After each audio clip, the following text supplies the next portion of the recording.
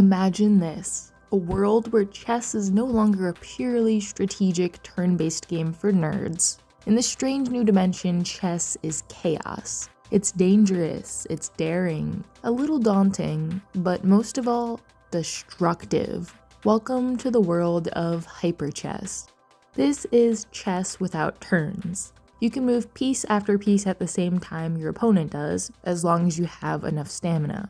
It replenishes slowly over time with a maximum of 4 moves that you can save up for whatever your genius strategy is.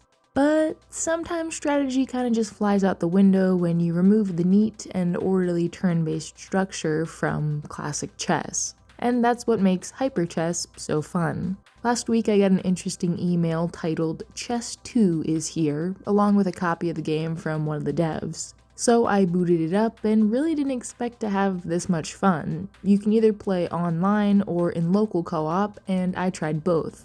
My partner even said, and I quote, "This is really fun, I like it," which I can assure you is very high praise. The only issue I had with the game was sometimes not being able to find an online match because there just weren't enough people playing, so this is your call to download HyperChess, for less than $3 mind you, and who knows, maybe you'll even find me floating around the servers. Now, more on what makes this game so good.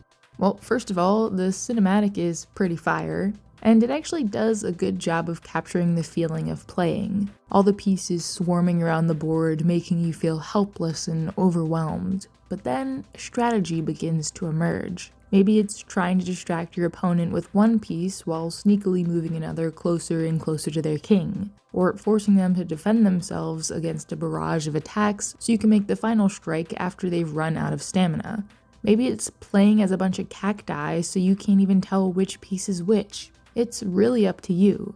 Winning or losing a match will earn you some money that can be spent on some fun customization options, some more useful than others. But it's really just a fun game. I've always liked the idea of chess, assigning different movesets to each piece, but yeah, it can be kinda slow. In hyperchess, you can't afford to be slow, but act too rashly and you'll be out of moves before you know it.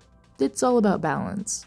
If you're interested to hear more about how the game evolved during development, Grouch, who initially emailed me, has a nice video explaining the rules and how pieces were balanced to make the game as fair as possible. And I do highly suggest playing this game with a friend, either through voice chat or sitting down at the same computer, which is extra chaotic because you can see exactly where they're about to move their next piece as you desperately try to think of a way to stop them. I don't usually condone physical violence in real life, but anything to save your king, am I right? That was HyperChess. Check it out on Steam if it sounds fun, and I'll see you all in the next video.